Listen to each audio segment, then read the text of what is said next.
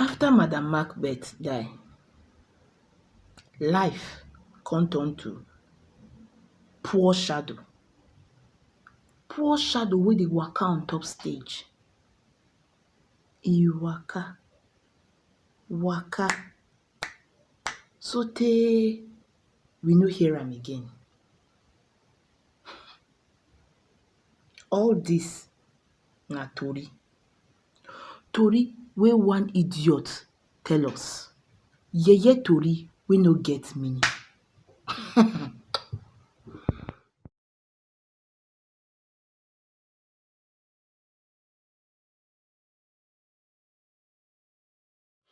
Abụ m onye Juu. Ọ na anya m adịrọ ka anya ndị Juu? Ọ na-abụ aka m adịrọ ka aka ndị Juu? Otu echiche a, otu akọ na uche, otu nneta anya, otu ịfụnanya nke ndị Juu nwe ka mụ nwe. Kedu ihe dị iche? Otu nni ị na-eri ka m na-eri. Otu ihe mkpagbu na-akpagbu gị na-akpagbukwa m. Otu ọrịa na-arịa gị na-ayakwa m. Atụmatụ ụdị ọgwụ ị na-aṅụ iwe kpọchie ọya, ụdị ọgwụ a ka m na-aṅụ ka m wee nweta onwe m. Kedụzi nke ahụ anọkọta ọ na ọ bụ nrọ otu oyi na-atụ onye ụka na-atụ m? Ọ na ọ bụrụ mmiri na-ama onye ụka na-ama m? Gwanụ m oge ọkọchị pụta nweta onye ụka ọ na ọma m nweta m? Ọ na-abụ na ọma m nweta m? Ị na-akọwa na ịtụ ọmụ mbọ na ọgbara ama mpụta, maọbụ ịkpasa ụmụ ọchị na ama nchị ọchị? Ọhịa ị na-akọwa ma ịkpasa ụmụ ọchị kịta na ama nchị ọchị? Ọ na-abụ imegide m isi m abọrọ n'ụgwọ? Imegide m isi m abọrọ n'ụgwọ?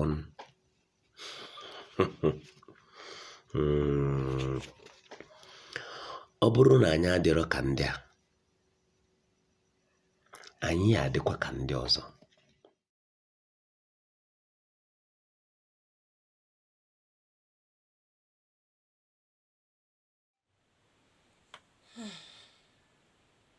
Tí ò bá rántí gbogbo ìranù tí ìfẹ́ ti jẹ́ kó sáré wọ̀, ò tí ì ní ìfẹ́ ènìyàn. Àbí tí ò bá ti jókòó bí mo ṣe jókòó lọ́wọ́ báyìí, tó ń kún etí agbẹjọ́rò ẹ pẹ̀lú ìyìn olólùfẹ́ rẹ, ò tí ì ní ìfẹ́ ènìyàn. Àbí tí ò bá ti fi àwọn ọ̀rẹ́ sílẹ̀ lójijì nítorí agbára ìfẹ́ tó ní sí olólùfẹ́ rẹ, ò tí ì ní ìfẹ́ ènìyàn o.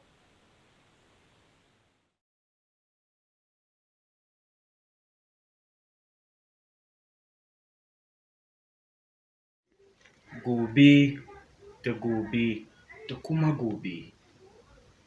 Rarrafe a hankali kowace rana har zuwa ƙarshen lokaci yadda aka kirga. Jiyanmu wawwaye ta haska hanya zuwa mutuwa a kura. Kashe-kashe guntun fitila. Rayuwa ba komai bace, wucewar inuwa ce. I am Olajumoke Michelle Olatubosun. I played the role Lady Macbeth in the work Macbeth. Lady Macbeth flew too close to the sun, and she paid dearly for it. The play was originally published in 1606, and as at that time, women were relegated to the background. They did not have a voice, they did not have a place. They could not vote, and they could not be voted for. But Lady Macbeth chose to carve a niche for herself, because a woman's place then was, if she wasn't married, was in her father's house, and she was married, she had to be totally submissive to her husband. But she chose her pathway. Lady Macbeth chose her trajectory in life by making sure she had a voice, by making sure she had a place. She chose to be ruthless. She chose to be mean. She chose to be manipulative. She chose to be bossy. She chose to be wicked. And she chose to be very, very ambitious. She chose to have her way no matter whose ox is gored.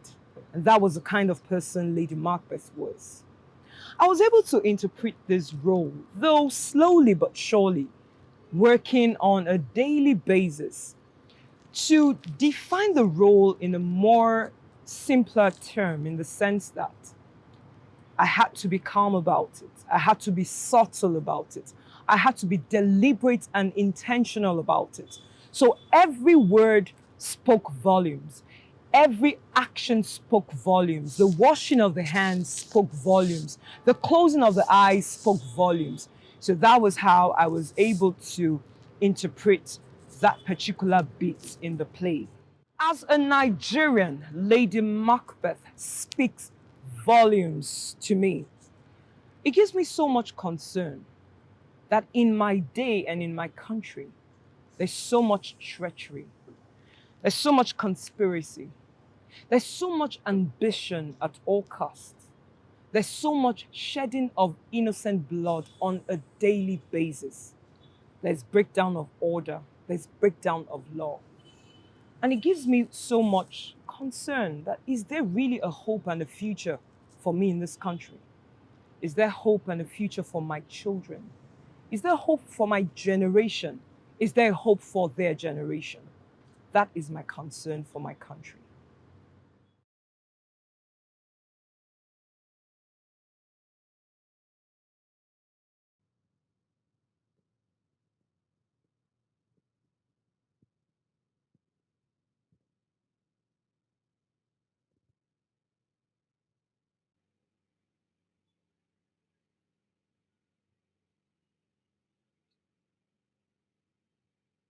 Yet, here is a spot.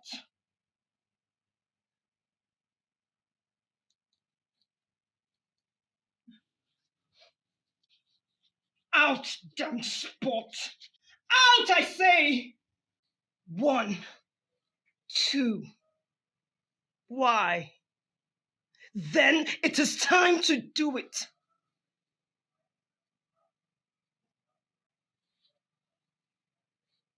Hell is murky. Fie, my lord! Fie!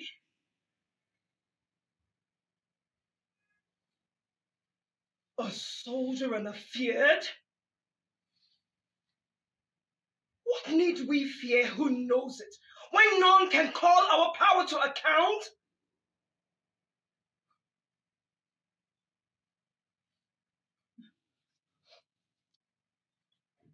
Yet, who would have thought the old man to have had so much blood in him? The Thane of Five had a wife. Where is she now?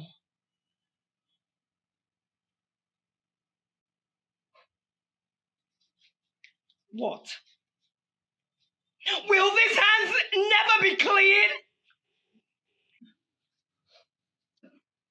No more, my lord, no more! You mar all with this starting! Puh!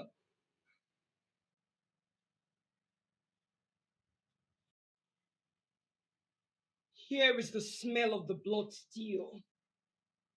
All the perfumes of Arabia will not sweeten this little hand.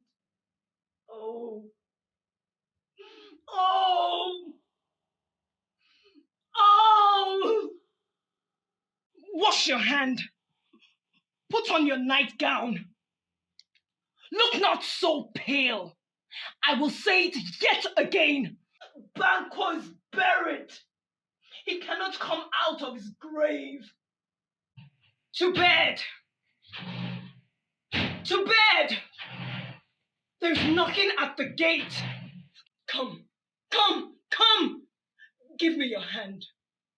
What's done cannot be undone. To bed. To bed.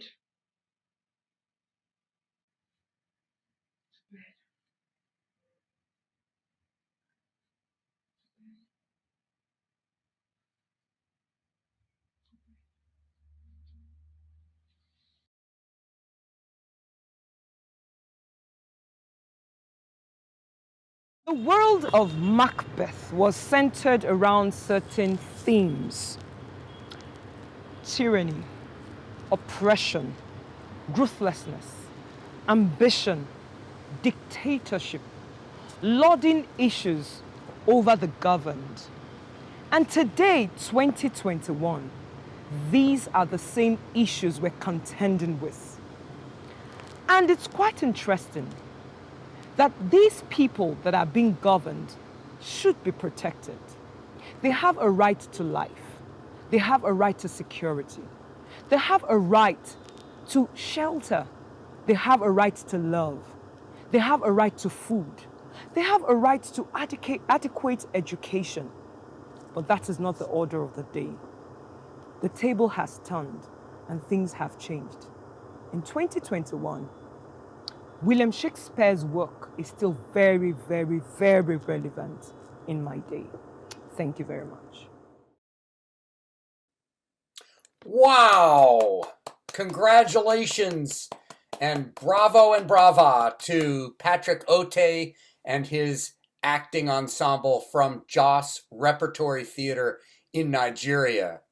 We are so honored to have you here as our guests today for this event that's part of our ongoing project, All the World's a Stage. Thank you so much for being with us.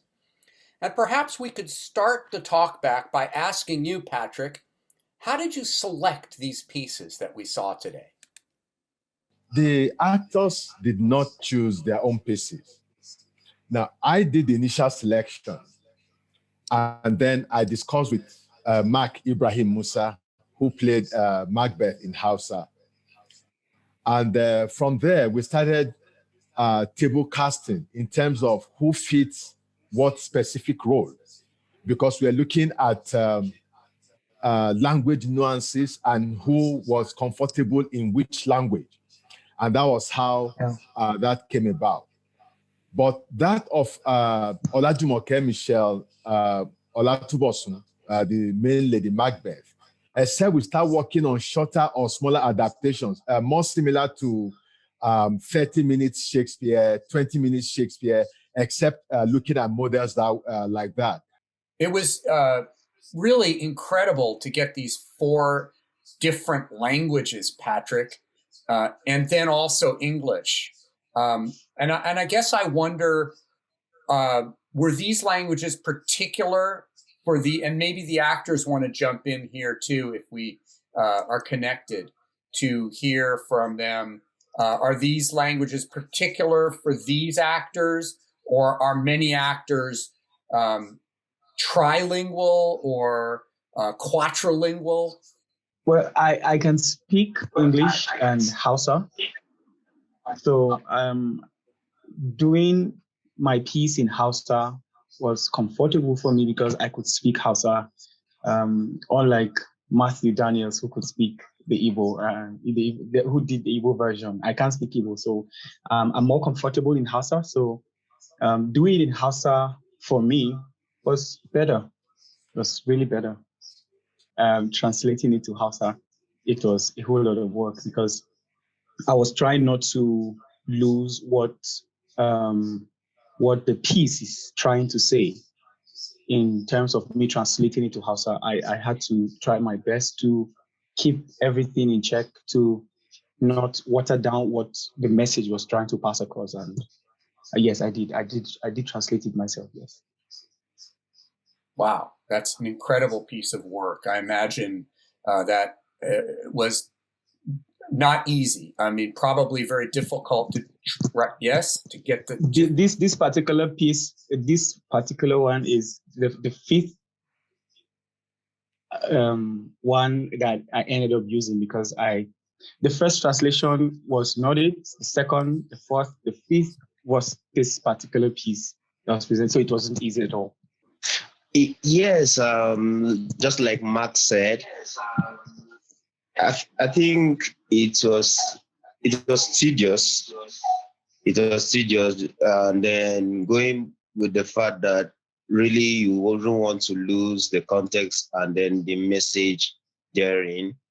there was a whole lot of cautiousness in trying to translate, sometimes verbatim, and then sometimes in a way that you would want your audience to understand the crux of the message. But going forward, Igbo language is my biological language, if there is something like that to say. Is an inherited language. I was born and brought up an Igbo man. And then fortunately for me, I was born in the north, the northern part of the country. So I'm able to hear and understand Mark as well when he speaks Hausa. And going forward, I think the piece in itself is something the Igbo man can relate with. Talking about equality, talking about fairness, talking about the fair share of national cake. Then, coming from a place where even as we speak, the people right there are think to be the dots, so to speak, in a nation as large as these, a giant of Africa of this sort. So one could but relate simply. If you're an Igbo man and then you're handed that monologue, you would always know that, yes, this is speaking about me. I'm a Jew, you're a Jew. You are human, basically. So everything human should reach everyone. That's it. That's the state that we are in right now. We had a question here from Palumi. Shakespeare gives us an example of Hamlet, who confronts the tyranny of Claudius.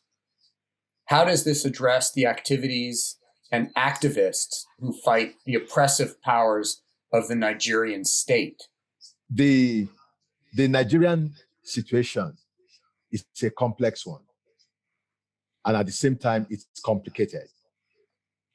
But the good thing and the hopeful thing is that we are a resilient people. And we might blunder from situations onto situations that under normal circumstances will pull other nations down. But Nigeria is resilient. And Nigerians are resilient. And we are also a hopeful people. And that's why we believe that somewhere along the line, there's always a time frame to any event in the life of any nation. And like Hamlet, this also is going to pass. And we are still going to be here. We'll still remain here. We have a question about, probably for you, Patrick, about performance style.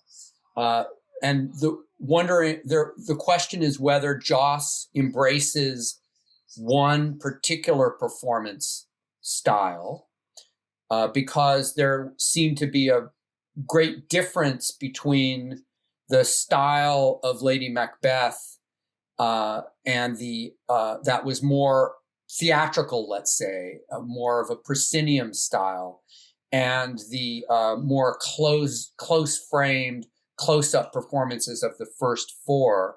Or really was it just because you were under a little bit more time pressure to create those 4 videos in the 4 languages? What are your thoughts there? We had a lot of time to create Lady Macbeth. So we actually had a formal rehearsal process to read the piece, to understand the piece, and even to an extent, put the Lady Macbeth monologue in context within the entire play. But we didn't have that luxury with the other 4 languages. It was more of, okay, we chose the pieces and then handed them over. And then we asked, by the time we were sure of the translations, and we were very, very positive about the materials that we had in terms of translation, noting all the subtleties, noting all the different nuances in terms of language and in terms of moving from English to our local dialects. We practically allowed the actors to create and work from their own spaces. As against Lady Macbeth, that we had to do within the confines of our rehearsal space. Understood. There's a question from Jan. Is translation more difficult because of the possible difference in the size of the vocabulary between the languages? And how does that affect or possibly affect the interpretations of meanings? I want to say that we realized very early in the day that Shakespeare was writing principally with the human condition in mind, almost like the thought that we are first and foremost human, irrespective of our locations, irrespective of wherever we are coming from. In our translations, some of the original emotions were lost, but some became more powerful in translation into the local dialects. It was almost like a contradiction, but it was a graceful transition between the English language and the local dialect. In some instances, it was subtle, but it was very engaging. And we wanted to find out, but I think the challenge at the point was, how can the translations retain the original thinking and be as close to the original as possible? We succeeded in some areas, and in some, we did not succeed. For instance, I mean, taking The Merchant of Venice in Igbo, how do you translate "I am a Jew" to Igbo? It comes out as "Abum onye Jew." So what is a Jew in Igbo? We don't have that. So all those were some of the delicacies that we're faced with. And but all in all, for us, it was a culturally enriching situation. And which I believe for all of those of us involved in this project has led to a better appreciation of the timelessness of the works of Shakespeare. I'm wondering, I would go back almost to the first question, which has to do with longer works and understanding that it's very complicated to translate. But did this give you the thought that perhaps you want to take one of the great plays and translate it fully into one of these languages and give a performance, even if it was a little bit shortened? Why not? It's a challenge that we are willing to take on. In my lifetime, I've been fortunate enough to see 3 different translations or 3 different adaptations of Macbeth. So we are in an era where anything and everything is possible. The possibilities are absolutely limitless. So it is very possible. And I've seen at the Kennedy Center, I was fortunate enough to see 30-minute versions of, I saw Hamlet, I saw Macbeth, I saw A Midsummer Night's Dream. So it's this post the pandemic, it is very, very possible, absolutely possible.